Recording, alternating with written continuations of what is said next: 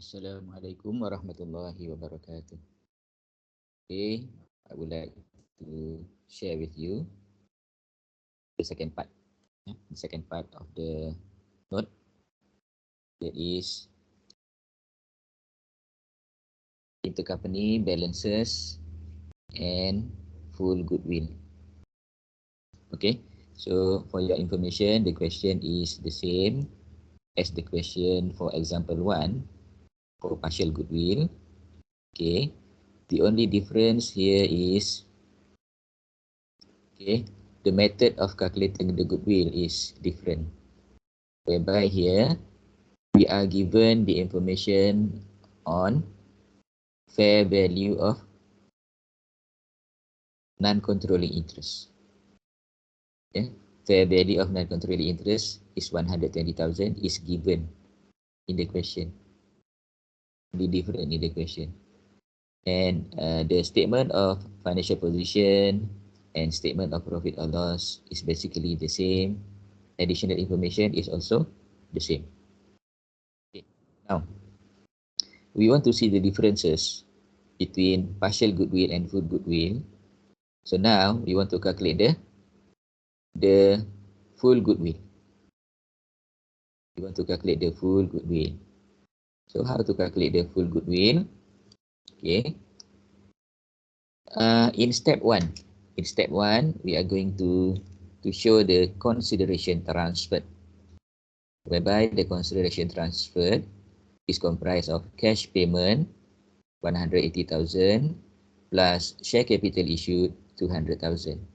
So altogether it is 380,000. Okay.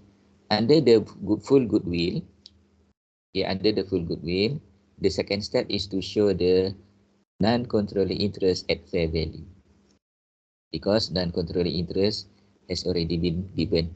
Okay, so we simply put here the non-controlling interest 120,000, and then we add all together 380,000 plus 120,000 equal to 500,000, being the fair value of investment. And then step 3 is to list down the fair value of net asset acquired, that comprise of share capital 250,000, retained earning 100,000, and asset revaluation reserve on the date of acquisition is 80,000, and the total fair value of net asset is 430,000. This is step 3. And step 4 is to compare the fair value of investment and the fair value of net asset acquired, and the difference is 70,000. Okay, from here, 70,000 is different from the partial goodwill. If we still remember, the partial goodwill is 50 something. The partial goodwill is 57,500, and their full goodwill is 70,000. Okay, out of 70,000, 20% is impact in 2014 and 40% impact in 2015. So 20% of 70,000 is 14,000, and 40% of 70,000 is 28,000. So the balance at the end of 2015, 31st December 2015, is only 28,000 will be taken.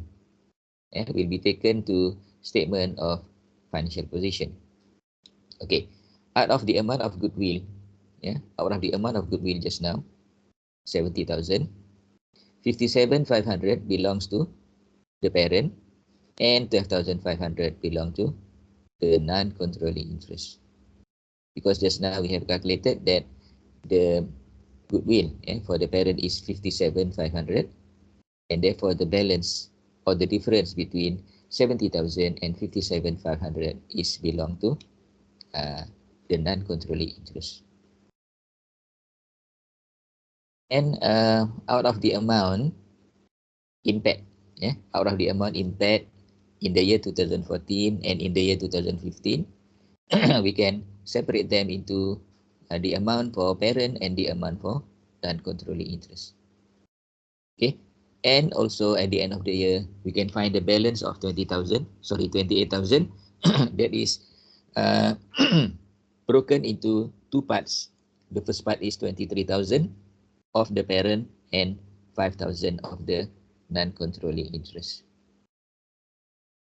Next is to analyze the balances of financial statement brought down. Okay, so under the analysis of financial statement brought down, okay, we are going to do the same. That is, we should have 3 columns here. The column for group retained earning, the column for asset revaluation reserve, and the column for non-controlling interest. Okay, so on the date of acquisition, the first item is non-controlling interest on the date of acquisition, that is 120,000. And then followed by retained profit of subsidiary. Retained profit of subsidiary on 1st January 2015. Retained profit after the acquisition. It means the retained profit after 1st January 2015 until the profit from 1st January 2014 until 31st December 2014. Okay, so what is the amount of retained profit brought down on 1st January 2015? The amount is 140,000. And what is the amount of retained profit on the date of acquisition? DOA is 100,000. Okay, and the balance of retained profit is 40,000. So basically only 40,000. Okay, the subsidiary can generate starting from 1st January 2014 until 31st December 2014. And this amount will be allocated or attributed to group retained earning and the non-controlling interest based on the percentage of holding, that is 75% and 25%. Okay. Next, we look at the balance of asset revaluation reserve of S. Okay, the balance as at 1st January 2015 is 80,000, and the balance on the date of acquisition is also 80,000, and therefore there is no change and there is no balance. So there is no allocation for post-acquisition ARR to group ARR as well as non-controlling interest. And don't forget that on the date of acquisition, the parent only acquires 60% of preference share of subsidiary, leaving 40% belongs to the non-controlling interest. So the amount of preference share belong to non-controlling interest is how much? 60,000. Next, we go to retained earning of H on the date of 1st January 2015. From the question, it is 240,000, and we have to deduct the goodwill impact for 2014, leaving the value of retained earning of the parent is 228,500. Yeah, 228,500. Okay. So at this time, there is a bit different, whereby the impairment of goodwill is also affect the non-controlling interest. Okay, when we prepare the when we calculate the full goodwill, when we calculate the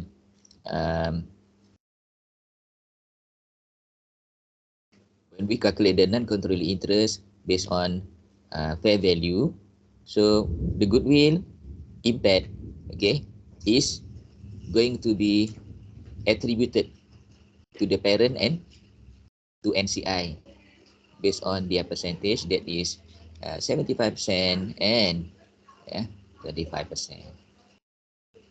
Okay, so the balance just now of group retained earning is 228,500. Okay, and lastly, asset revaluation reserve of H on 1st January 2015 is 10,000. Okay, and this 10,000, okay, from the previous calculation, okay, 10,000 is coming from this, whereby the total balance on 31st December is 30,000, and the current year revaluation reserve is 20,000. Therefore, on 1st January 2015, okay, there is a 10,000 asset revaluation reserve of the parent. So, on 1st January 2015, the total group retained earning is 258,500.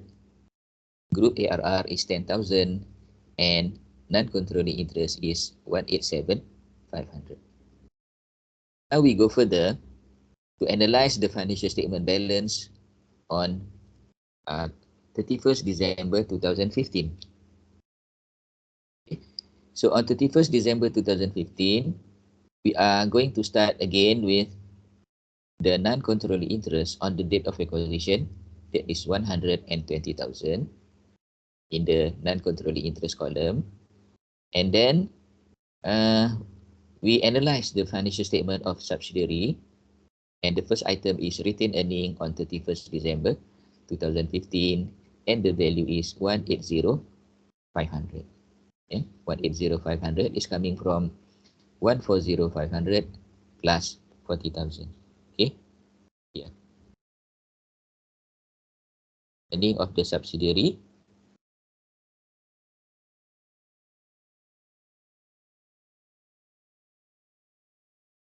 $140,000 plus 40,500.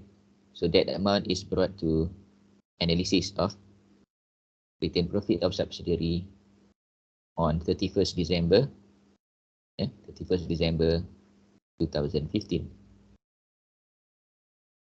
Then we have to minus 100,000 because 100,000 is retained profit on the date of acquisition.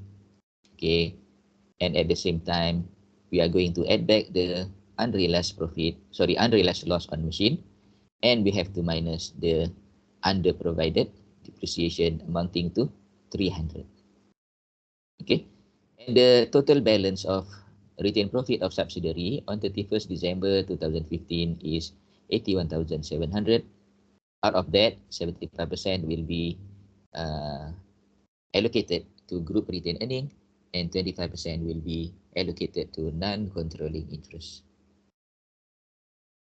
As for the asset revaluation reserve of subsidiary, there is a change whereby at the end of year 2015, 31st December 2015, the balance of asset revaluation reserve is 90,000 and the balance on the date of acquisition is 80,000. Therefore, there is a 10,000, a 10,000 post-acquisition asset revaluation reserve. And this 10,000 will be allocated to group asset revaluation reserve for the year, and also 25% will go to non-controlling interest. Then don't forget about the preference share of subsidiary. Okay, 60% goes to the parent and 40% goes to non-controlling interest. Financial statement of Edge starts with retained earning as at 31st December 2015. The total amount as per question is the retained profit brought down plus retained profit for the year, 339,750, and then minus impairment of goodwill for 2014 and 2015, and the same goes to non-controlling interest will be deducted with its share of goodwill impairment, 2,500 for the year 2014 and 5,000 for the year 2015. Then we have to minus the unrealized profit of inventory, whereby this inventory was sold by Edge and purchased by S with a profit of 20% on cost. Okay, and after we deduct all this, the balance of retained profit of Edge as at 31st December 2015 is 297,750. And lastly, we have another item for the parent, for the holding, that is ARR as at 31st December 2015 amounting to 30,000. So after we included all the items in the analysis, now we can calculate the total retained earning carried down for the group, the asset revaluation reserve carried down for the group, and the non-controlling interest for the group. That is equal to 359025, 37500, and 195425 respectively. So what is next step? The next step is to prepare the statement of financial position. Okay. Statement of financial position is the same as what we have learned or what we have discussed in partial goodwill. Okay, whereby the property, plant, equipment comprise of property, plant, equipment of the parent and subsidiary, add back the unrealized loss, and deduct the amount of under-provided depreciation. And for the investment in ordinary share, in preference share, and in debenture, we are eliminating them, and the value after the elimination become zero. Okay, the process is the same as in the previous class for partial goodwill. Okay, next one is goodwill on consolidation. Okay, so from here we know that the goodwill on consolidation is different from goodwill in the partial goodwill. Okay, the balance of goodwill here is 28,000. Next, continue with current asset inventory. Inventory is the same. Okay, whereby for inventory we just add the inventory of the parent and inventory of the subsidiary minus unrealized profit. For the trade receivable, we have to add the trade receivable of the parent and subsidiary and minus intercompany trade receivable. And this amount is actually amount outstanding between H and S. And then dividend receivable, interest receivable. Okay, we have to eliminate the amount of dividend receivable because all the dividend receivable is coming from the subsidiary, and the same, the interest receivable also coming from the subsidiary. What about cash and bank balances? There is no changes, and the total asset is 1545950. Next, we go to the equity and liability side of the statement of financial position. Okay, ordinary share and preference share are the same as in the previous class, yeah, for partial goodwill. Okay, however, for retained earning, other components of equity and non-controlling interest is different. Okay, the calculation is based on analysis of financial statement carried down. We don't have to calculate again. And then for debenture, okay, the debenture is debenture of the subsidiary minus the amount of debentures, okay, purchased by the parent, that is 48.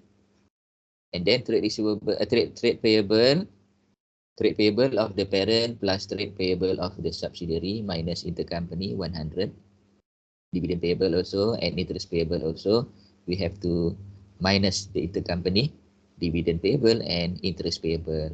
Okay, for dividend payable amounting to 25,950, the amount paid to the parent, and for interest payable 2,400 for the amount paid to the parent. For the tax payable, it is combination of the parent and subsidiary. The statement of profit or loss and other comprehensive income, okay, basically it is the same as, okay, what we have discussed in previous class, that is on partial goodwill, okay, whereby the revenue of the parent and subsidiary is added together and minus the intercompany sale. For the cost of sale, we have to add the cost of sale of the parent and subsidiary. We have to minus the intercompany purchase, and we have to add back the unrealized profit. And then for the loss on disposal of PPE, we are going to eliminate because the loss on disposal is basically loss between H and S. Dividend income, interest income, and other income, they are all intercompany transactions that need to be eliminated. So the value all becomes zero. And then impairment of goodwill, this is different. Impairment of goodwill. For impairment of goodwill, the total impairment of goodwill is the impairment of goodwill that is belong to the parent. Okay, that is belong to the parent, yeah, the parent portion, yeah. Okay. And then distribution cost, no change, 55,000. Okay, admin cost, yeah, admin cost, again, we have to explain here the admin cost of the parent plus subsidiary minus 2,000 plus 300. Okay, minus 2,000 and plus 300. Okay, for administrative cost, 2,000 is basically because of management fee, and 300 is basically under provided depreciation. And for finance cost, we have to minus 4,800 because this amount is basically paid to the parent. Okay. And then we arrive at profit before tax of 269,000 and taxation 99,000. And the profit for the year is 170,000. Okay, plus other comprehensive income, fair value gain on revaluation, 30,000.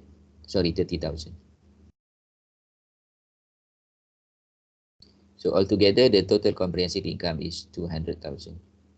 Okay, out of 170,000 and out of 200,000, we need to calculate the amount of profit and also total comprehensive income that is attributable to the non-controlling interest. Okay, we can see the calculation below. Okay, based on the profit of subsidiary from the question, 77,500. Okay, we add back the unrealized profit on machine and we minus the depreciation on machine. And we also deduct the preferred dividend 5,000. So the total profit available for ordinary shareholders is 66,700. And the portion that is belong to the non-controlling interest is 25%. So 66,700 times 25% is equal to 16,675. And for the preferred dividend, 40% belong to the non-controlling interest, 4,800.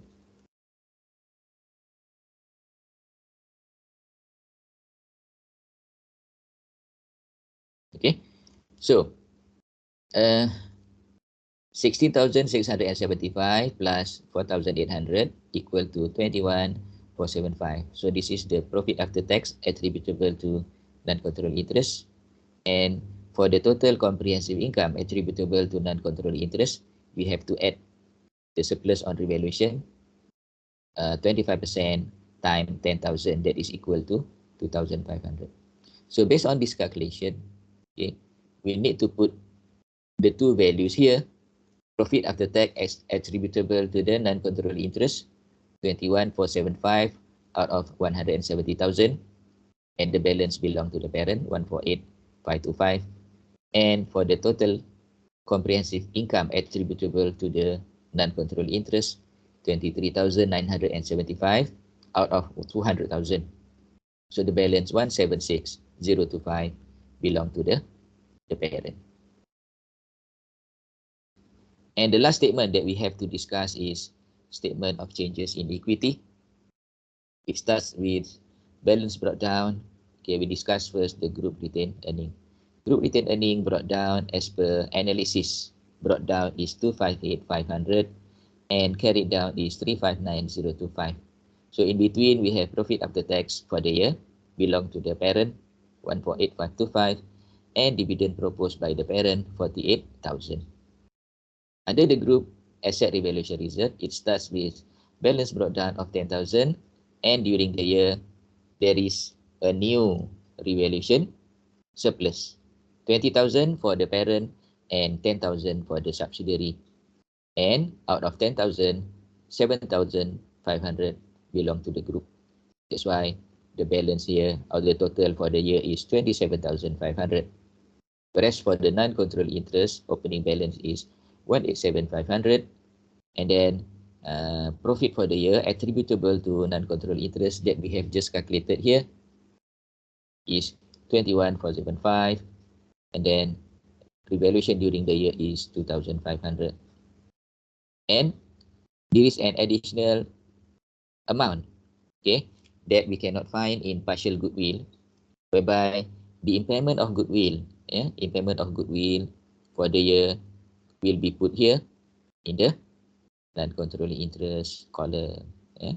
Non-controlling interest column. So the amount of impairment of goodwill for non-controlling interest is 5,000. Okay, 5,000. Okay, we go back to the calculation of goodwill just now. 5,000 is for the current year. For the current year, 5,000. Okay. Next, dividend proposed 11,050. This is basically based on ordinary dividend declared and preferred dividend declared by S. Okay, out of 25,000 dividend, ordinary dividend, 25% will be paid to the non-controlling interest, and for the preference share, out of 12,000, 40% belong to the non-controlling interest. That amounts to 4,800. When we add the two together, it becomes 11,050. So 11,050 is put here in bracket. Okay, whenever the subsidiary paid dividend to non-controlling interest, the amount of non-controlling interest is reducing. So the balance of non-controlling interest carried down is 195,425. Okay, so I hope you can understand, okay, on how to calculate the goodwill, based on the two methods. The first method is partial goodwill, and the second method is full goodwill. Okay, under the partial goodwill, the non-controlling interest is calculated based on fair value of net asset of subsidiary, whereby under the full goodwill, the non-controlling interest is basically calculated based on fair value of shares of subsidiary. Okay, and then when we calculate the non-controlling interest based on fair value of net asset, the goodwill, all the goodwill belong to the parent. However, when we calculate the non-controlling interest based on fair value of shares of subsidiary, the goodwill will be allocated to the parent as well as to the non-controlling interest. Okay, so I hope you can understand, okay, whatever explanation that I have made here in this video. Thank you. Assalamualaikum warahmatullahi wabarakatuh.